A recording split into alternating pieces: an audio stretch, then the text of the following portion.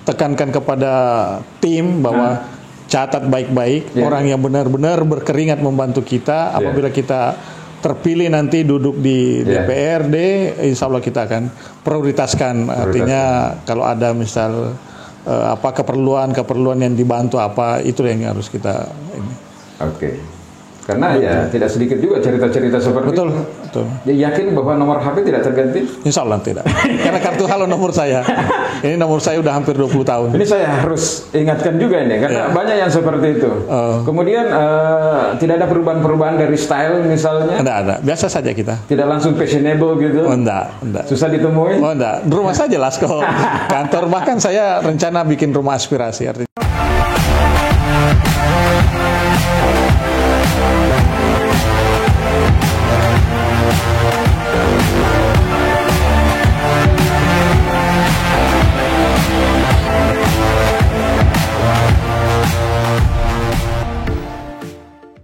Nah, selamat berjumpa kembali di podcast Bang Ilo.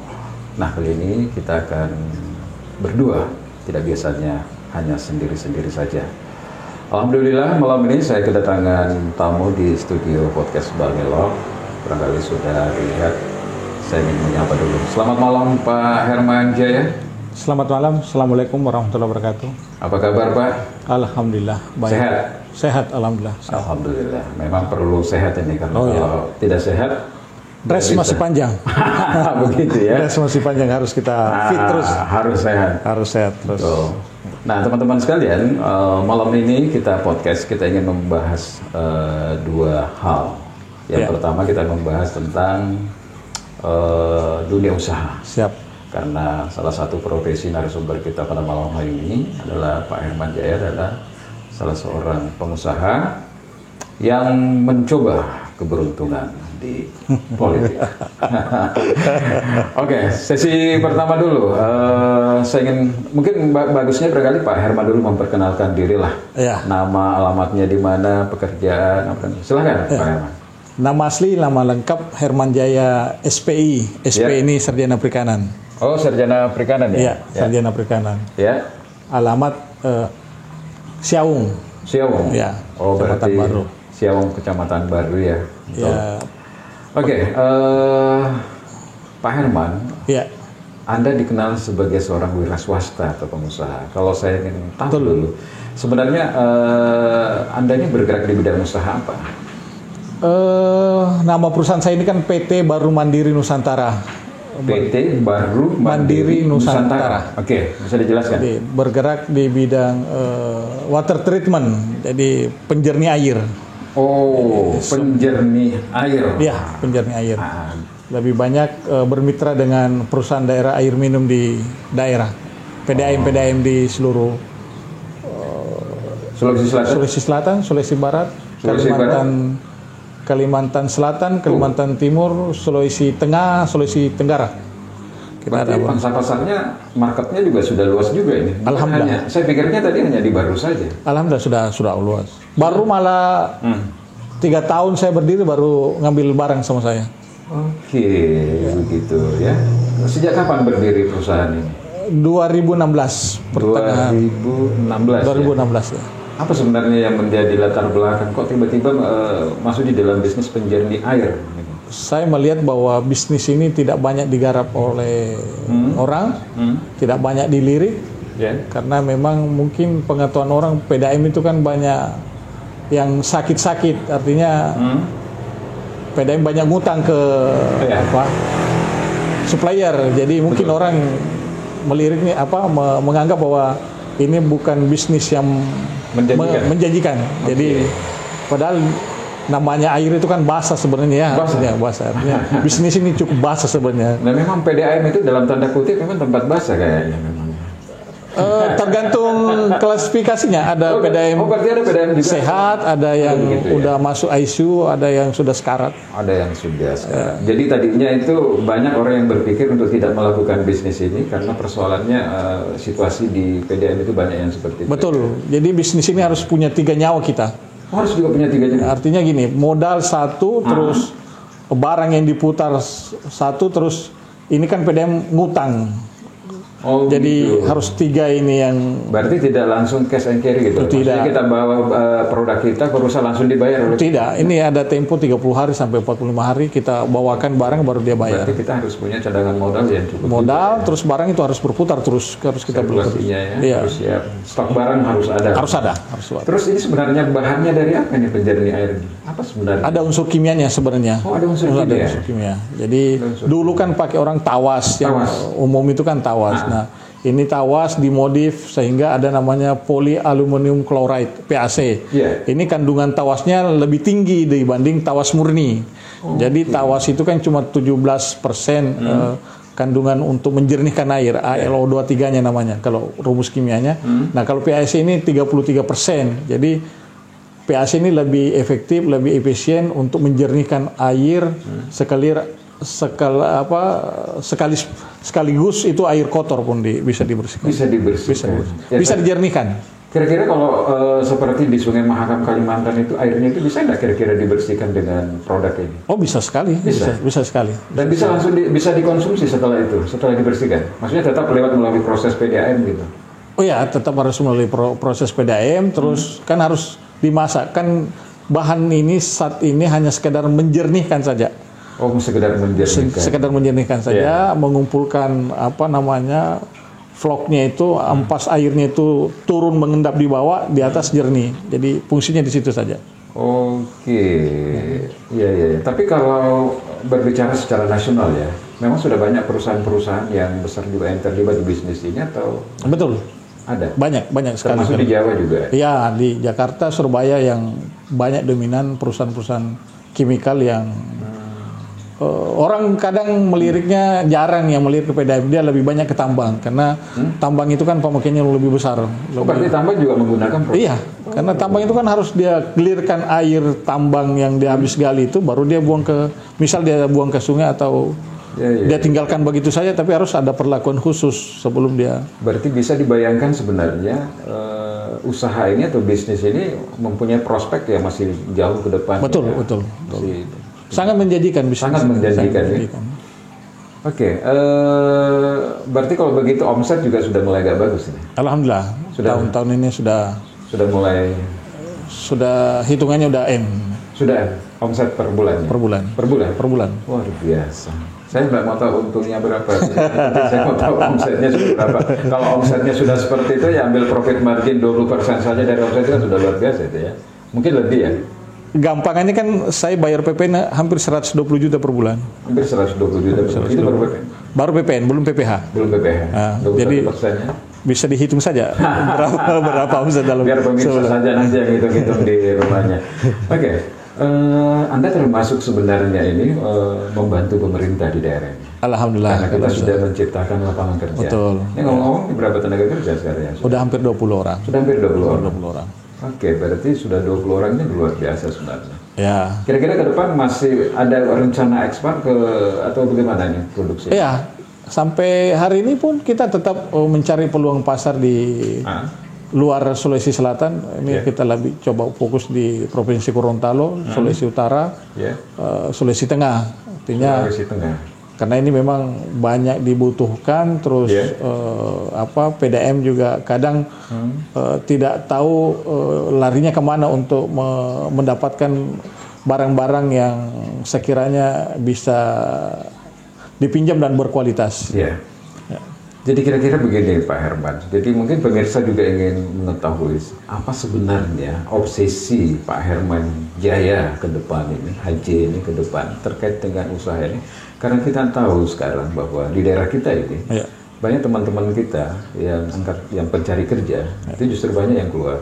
Nah kira-kira Pak Herman melihat apa kira-kira peluang usaha atau apa sih sebenarnya prospek yang ada di Baru ini yang bisa dikelola ke depan ini supaya bisa meminimalisir ini orang-orang yang keluar mencari kerja di luar daerah. Iya. Ada potensi kira-kira yang Pak Herman lihat sebagai seorang pengusaha selain tadi bisnisnya ini ya. Iya. Saya melihat potensi pertanian kita cukup bagus kok, cukup prospek. Pertanian.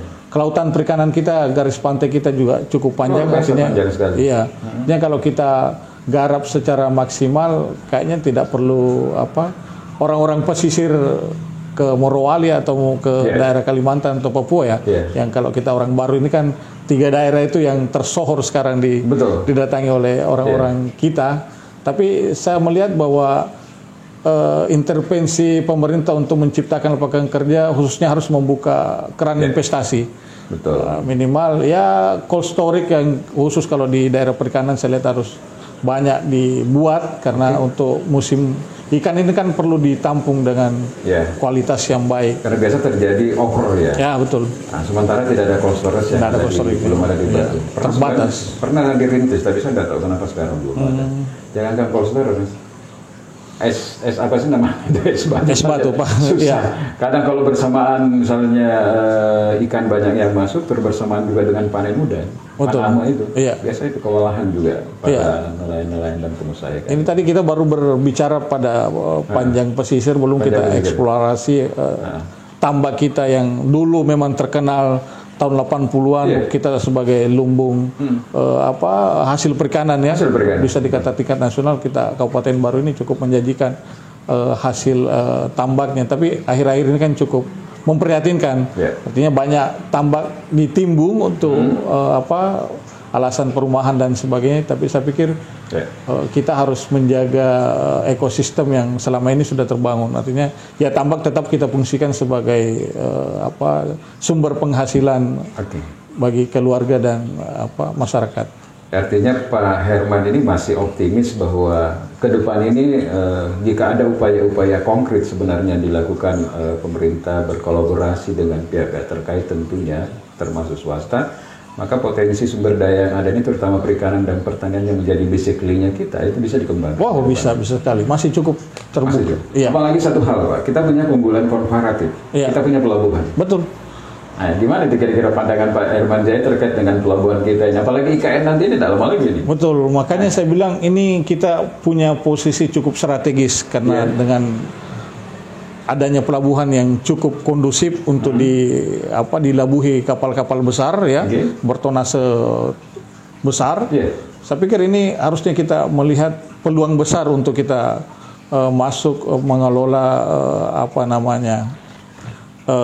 berbagai sumber daya perikanan tadi itu. Iya, artinya kapal-kapal itu bisa masuk mengangkut secara langsung produksi pertanian, produksi perikanan kelautan kita langsung dari luar misal daripada artinya, ke Makassar lagi. Ada yang mengatakan bahwa mestinya kita jangan jadi penonton. Betul. Mestinya jadi pemain. Nah, sekarang di pelabuhan kita masih banyak jadi penonton daripada pemain. Kita hanya menjadi buruh, tapi sepertinya seperti itu. Seperti itu ya. Sepertinya seperti itu. Sebenarnya ke depan ini, saya kadang kalau ke pelabuhan itu miris misalnya, telur dari luar, beras dari luar. Sayur mayur dari Malino dengan dari Endrek. Kenapa tidak ditangkap? Kalau ini luar biasa kita punya pelabuhan. Tadi Anda dikatakan tadi oleh Pak Herman bahwa salah satu pelabuhan kita itu yang dikenal sebagai pelabuhan yang kedalamannya lumayan. Betul.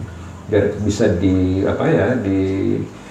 oleh kapal-kapal yang bersandar, kapal-kapal besar dan punya pulau sekaligus sebagai penangkal ombak. Ini luar biasa sebenarnya. Nah, mudah-mudahan ke depan ini bisa dimaksimalkan sebenarnya bagaimana pelabuhan ini bisa memberikan multiplier efek ekonomi bagi masyarakat yang ada di Bali. Kata kuncinya political will. Political will kita. Kembali kepada pemerintah. Pemerintah dan DPR dong. Ya, seperti itu ya. Oke. Ada masukan dan saran khusus di sesi kira-kira ini bagaimana dunia usaha, bagaimana mengoptimalkan berbagai sumber daya, bagaimana membangun sebuah kolaborasi dengan semua pihak terkait. Ada sebelum kita masuk ke sesi yang kedua? Saya rasa kita masyarakat khususnya yang bergerak bidang usaha harusnya menuangkan komitmen kita dalam bentuk kerjasama dalam menciptakan lapangan kerja kita. Lapangan kerja di Baru ini. Jangan sampai yang kita di awal bahwa banyak orang-orang kita keluar Kabupaten Baru hanya sekadar mencari pekerjaan yang seandainya tinggal di Baru kayaknya tingkat kelayakan hidupnya itu lebih baik dibanding di luar daerah sana. Ya, karena mungkin di luar gaji sedikit agak lebih tinggi, tapi biaya hidup juga besar ya. Betul. Tapi kalau dari daerah, saya pikir biaya hidupnya tidak terlalu besar. Ya, terus berkumpul dengan keluarga itu keluarga itu nilai itunya yang tidak bisa kita. Oke, teman-teman, demikian kita bincang-bincang tadi di sesi pertama profil singkat sebenarnya dari Pak Herman Jaya dan bisnis yang dilakoni sampai hari ini memberikan suplai produk untuk penjernih air terutama di PDAM-PDAM-nya, dan ternyata marketnya itu bukan hanya di Baru saja tetapi sudah menyebar di seluruh Sulawesi, bahkan ada di Pulau Jawa ya, dan Kalimantan ya. Dan Kalimantan. Nah, tentu kita berharap bagaimana perusahaan ini bisa berkembang lebih besar lagi sehingga ke depan tentu bisa lebih menyerap banyak lagi tenaga kerja. Oke, nantikan kami di sesi kedua, kita akan berbicara sedikit tentang politik. Oke, setelah yang satu.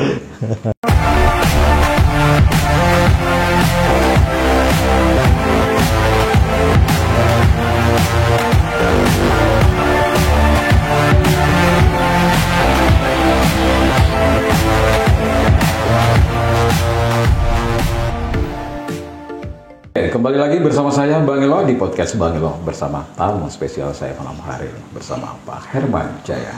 Oke, di sesi pertama kita sudah bicara tentang apa sih yang menjadi kegiatan Pak Herman Jaya dan bagaimana prospek bisnisnya ke depan. Dan tentu kita tidak mengulangi lagi di season kedua karena kita ingin fokus kepada persoalan politik. Sebagaimana kita tahu bahwa insya Allah pada tanggal 14 Februari tahun 2024 pemilu serentak akan dilaksanakan, pemilu legislatif dan pemilu presiden. Nah, ini yang menarik nih.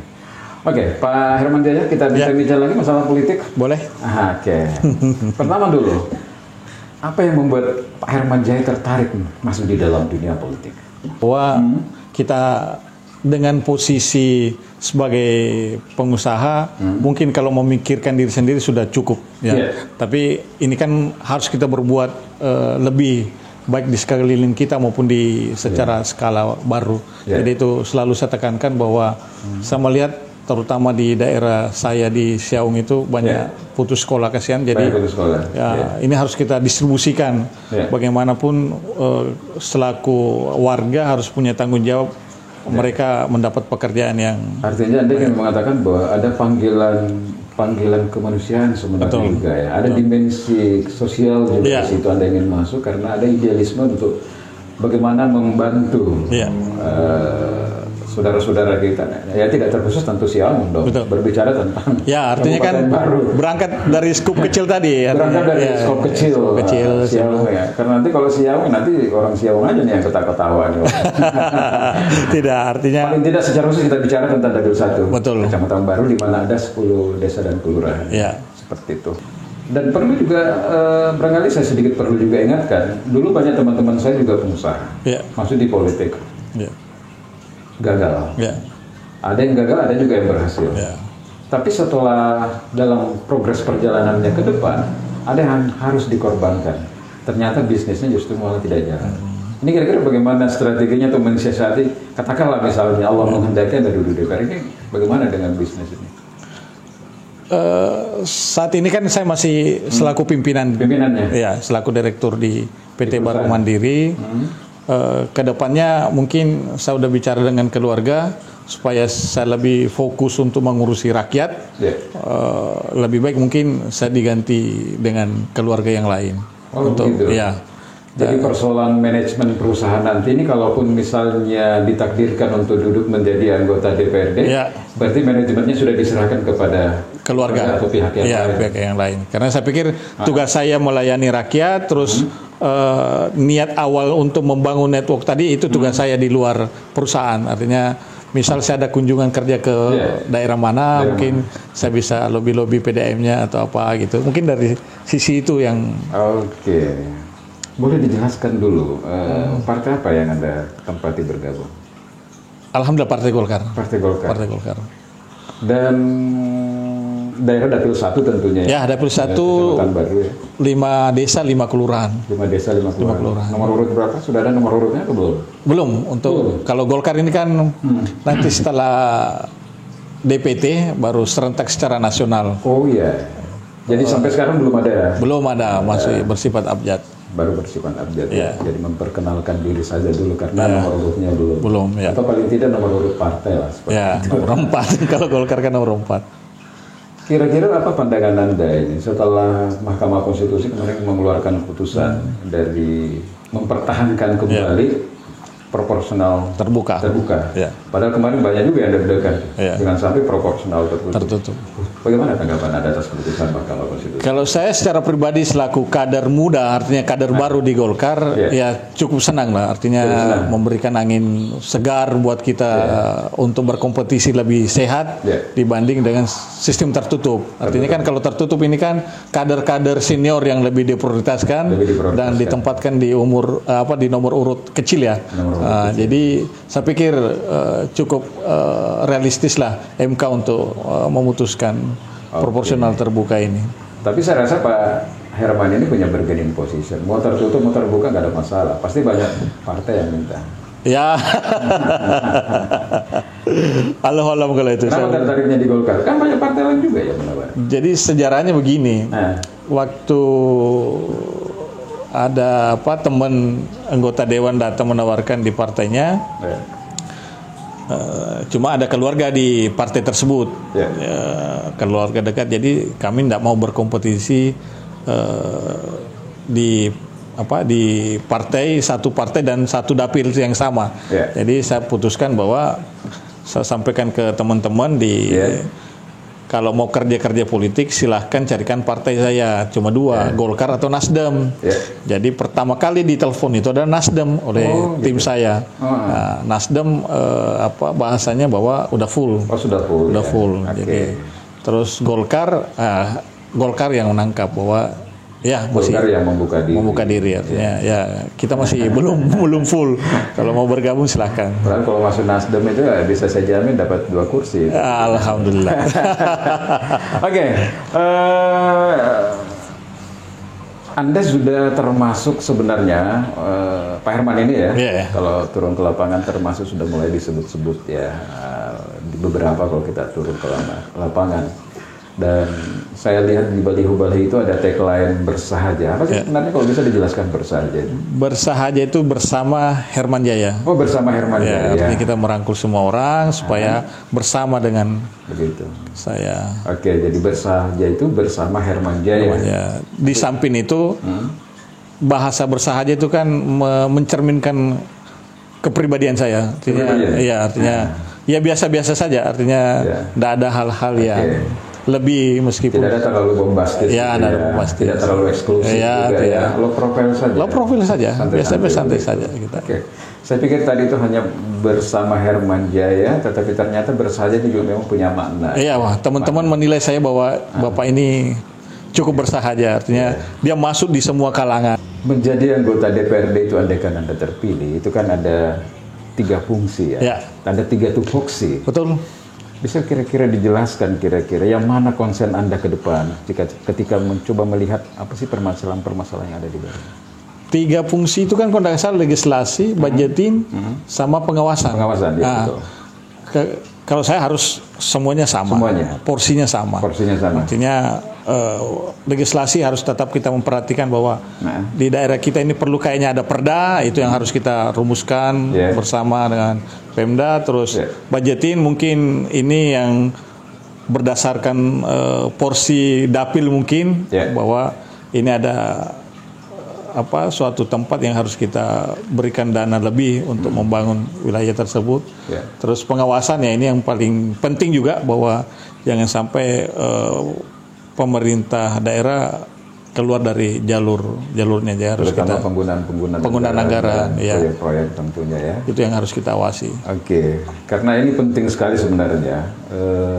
Banyak teman-teman yang ini saya tidak berbicara dalam konteks baru ya, tapi berbicara secara makro saja, secara umum saja, bahwa ketika sudah di dalam DPR mereka sudah tidak bisa lagi berjuang atau tidak menjadi aspirator bagi orang yang diwakili. Ini Anda sendiri bagaimana? Anda punya komitmen ke depan bagaimana ketika Anda terpilih? Saya sudah sampaikan ke teman-teman bahwa walaupun saya sendiri menurut saya itu sesuatu yang merugikan masyarakat apabila dilaksanakan, saya berjuang sendiri, melawan sendiri, berjuang sendiri. Meskipun itu yang lain setuju semua, biarkanlah saya di jalan saya sendiri. Sepanjang keyakinan bahwa saya apa yang diperjuangkan itu adalah sesuatu yang benar. Artinya memang betul-betul kepentingan rakyat, kepentingan masyarakat. Artinya saya ingin menunjukkan kepada masyarakat bahwa tidak semua suara bersama itu selalu benar, meskipun kita sendiri, tapi keyakinan kita bahwa itu sesuatu yang salah, ya kenapa kita harus ikutin. Oke. Baru ini, ya, terutama dapil 1 dikenal sebagai dapil neraka. Neraka, ya. Saya baru mendengar saja neraka ini. Ya. Karena saya ini bukan hanya sekedar pernah bekerja di lembaga konsultan, tapi saya sendiri memang sudah pernah mengalami, mengikuti betul. Dunia ini, dan memang betul-betul neraka betul di dapil 1 ini. Bagaimana sendiri persiapan Anda untuk menghadapi kompetisi yang sangat kompetitif ini? Artinya saya masuk di dapil 1 berarti udah siap bertarung. Udah fight berarti ya. Karena sebelumnya kan teman-teman udah bilang kalau di dapil 1 itu dapil neraka, Pak. Ya justru di situ kita mau lihat kemampuan kita sampai sejauh mana kita bisa fight melawan hal-hal yang misal sini semua senior, terus ada orang-orang tokoh-tokoh di baru 1 ini, ada pengusaha-pengusaha kumpul semua bertarung di dapil 1. Nah itu mungkin yang dibilang angker ya, neraka. Saya bilang ya di situ kita lihat kemampuan kita, strategi kita, bagaimana bisa melumpuhkan semua lawan-lawan yang dibilang tadi senior lah, apalah ya. Di situ kita lihat. Yang namanya juga kan masyarakat yang memilih. Ya, betul. Ya, tergantung bagaimana kita punya approach dan strategi. Meskipun sebagai pendatang baru, yakin bahwa insya Allah bisa berkompetisi di dapil. Insya Allah lah. Kan sudah digariskan sebenarnya, toh. Tinggal kita usaha ini, ikhtiar. Mencari kebenaran itu apakah benar kita duduk atau tidak. Kan? Karena tidak pernah kita bisa merasakan kalau tidak pernah mencoba. Jadi, tapi ini bukan sekedar coba-coba kan? Iya. Ini serius ini. Serius ini. Harus 100% ini serius ini. Ini biar masyarakat kita mendengar semua pembicaraan kita pada malam hari ini. Kenapa ini penting sebenarnya untuk kita tahu? Karena kita ingin masyarakat itu jangan beli kucing dalam karung. Betul ya. Masyarakat itu harus tahu bagaimana sih profilnya calon anggota DPR ini. Ya, betul. Jangan sampai ada cerita-cerita kawan-kawan saya kemarin di media sosial. Ya. Katanya nanti maju jadi anggota DPR baru belajar bicara. Tapi ada lucu lagi ya di anggota DPR RI. Selama katanya jadi anggota DPR RI, ini dari cerita Senayan. Tidak pernah didengar berbicara sekalipun ketika rapat. Tapi pada saat pelantikan selalu ada nongol di sampingnya. Hebat juga nih. Betul. Tidak pernah cerita di Senayan, tidak pernah dilihat berjuang secara live gitu. Tetapi ketika ada pelantikan anggota DPR RI selalu ada di sampingnya. Hebat juga katanya. Dan ada juga seperti itu. Ini tugas Bang Ilo lah, artinya merangkul semua caleg-caleg ini supaya dia bisa berbicara, menampilkan dirinya. Ya, memang itu tujuan saya. Jadi saya mau media podcast saya ini menjadi media pembelajaran, media edukasi politik sebenarnya, supaya masyarakat itu bisa melihat. Mana sih sebenarnya memang yang layak untuk kita pilih. Karena menjadi anggota DPR ini bukan sebenarnya tempat untuk mencari kerja, tapi tempat bagi orang yang punya idealisme untuk berjuang. Kan berjuang betul, Pak? Betul, Pak Herman. Kalau hanya mau sekedar gagah-gagahan, puyeng sakit kepala, banyak teman-teman yang sudah seperti itu. Malah ada yang menarik ini, masuk jadi anggota DPR tadinya ingin merasakan bagaimana atmosfer yang di dalam, tapi begitu masuk dia tidak mau maju lagi berikutnya. Bukan dunianya kan? Bukan dunianya. Oke, ada juga yang memang seperti itu, teman-teman sekalian. Nah, ini kita mau masuk ke penghujung sudah. Kira-kira, ini kan banyak yang kemarin sudah bentuk tim dan tim pemenangan, tim sukses, apalah namanya itu disupport begitu. Tapi setelah terpilih, banyak yang sudah melupakan timnya. Kira-kira Pak Herman, bagaimana pendapat dengan seperti ini? Mudah-mudahan saya tidak termasuk di bagian itu. Artinya saya sudah tekankan kepada tim bahwa catat baik-baik orang yang benar-benar berkeringat membantu kita. Apabila kita terpilih nanti duduk di DPRD, insya Allah kita akan prioritaskan. Artinya kalau ada misal keperluan yang dibantu apa, itu yang harus kita ini. Oke. Karena betul. ya tidak sedikit juga cerita-cerita seperti Betul, itu. betul. Ya, yakin bahwa nomor HP tidak terganti? Insya Allah tidak. Karena kartu halo nomor saya. Ini nomor saya udah hampir 20 tahun. Ini saya harus ingatkan juga ini, karena banyak yang seperti itu. Kemudian tidak ada perubahan-perubahan dari style misalnya? Enggak ada. Biasa saja kita. Tidak langsung fashionable gitu? Oh, enggak. Susah ditemui? Oh, enggak. Rumah saya jelas kok. Kantor, bahkan saya rencana bikin rumah aspirasi. Artinya ketika saya keluar daerah, mungkin ada tim yang menerima masyarakat, apa keluhannya, apa kendalanya, apa yang perlu dibantu. Nanti tim mencatat, baru nanti kita rumuskan bersama kalau misalnya saya pulang. Ya, mudah-mudahan teman-teman sekalian ini yang tidak terjadi, karena terus terang saja kadang kalau saya turun di lapangan, teman-teman yang sudah dikasih kepercayaan ini, sekali lagi saya tidak hanya berbicara dalam konteks baru, meskipun juga mungkin saja dia seperti itu, tetapi secara umum banyak yang seperti itu. Maksudnya ketika sudah terpilih, teman sudah berupaya membantu, tetapi komunikasi sudah mulai terbatas. Kalau komunikasi sih mungkin karena sibuk ya, tapi kalau hal-hal lain jadi... Ini salah satu kendala saya merekrut tim saat ini, karena itu dia bilang, wah jangan-jangan pada mila bae, bukan demi pernah perhatikan kiko menda ini dena. Tapi tidak, insya Allah tidak. Insya Allah tidak. Jadi bukan karakter saya yang seperti artinya itu. Podcastnya Bang Elo ini menjadi saksinya. Iya, insya Allah. Karena ini pasti ada jejak digital. Ya? Insya Allah. Siap dengan jejak digital. Iya. Karena begitu Anda share nanti ini Pak Herman, lagi janjinya nanti. Oh, Pak Herman ternyata berubah. Insya Allah.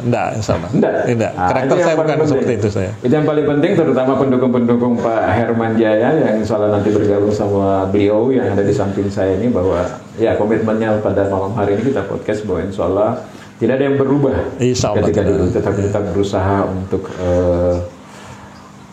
low profile apa adanya, bisa membantu secara sesuai kemampuan. Ya, jangan juga lah berharap membantu yang lebih kemampuannya.